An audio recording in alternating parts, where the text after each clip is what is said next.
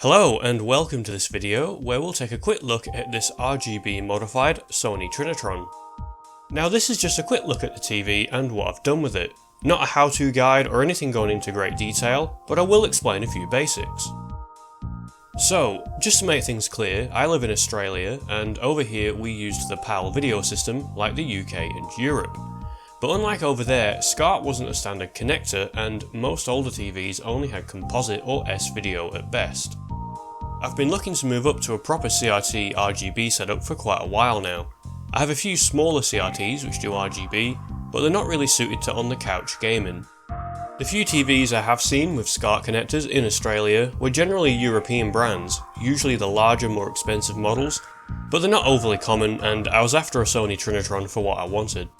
In particular, I was looking for one of this size and era, and last week this one popped up for sale, and the seller included the model name too, so I was able to get a service manual for it.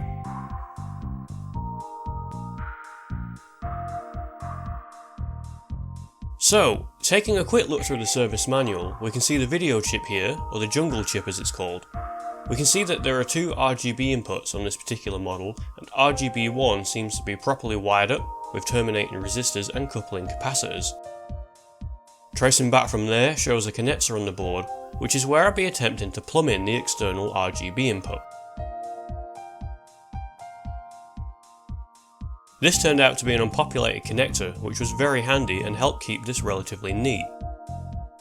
I did a quick test, just to see if the TV was receiving any RGB input, and thankfully it was, though it wasn't able to sync from the video input on the connector I'd wired to.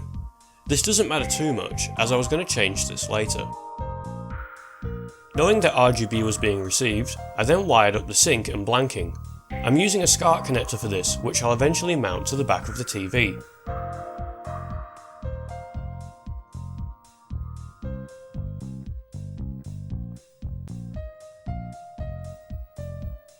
The sync and audio are going through AV2, and when I want to use the SCART connector, I just have to set the TV to video 2.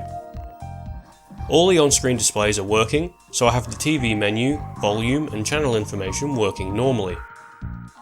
This is a really nice bonus, as for some RGB mods you end up losing the on-screen display, or it can become very faint.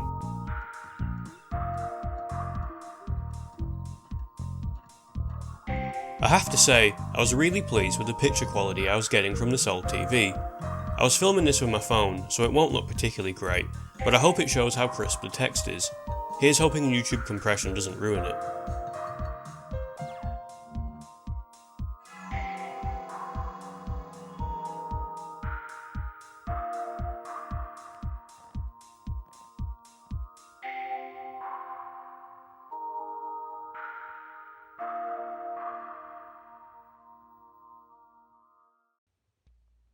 Okay, so I've mounted my SCART connector, and I've tried to place it somewhere that looks relatively factory and not out of place. I know it's not the neatest job in the world, but it was the first time I've hacked up a piece of plastic to mount a connector, and I think it came out not too bad. At this stage, everything is back together, and I've given the TV a good clean inside and out. It even came with a Sony made TV unit to sit it on, and a top mounted bass speaker that wires into the back. It would have been quite a package back in the day, and I'm really looking forward to getting it set up in the games room. For now, thank you very much for watching, and I'll see you next time.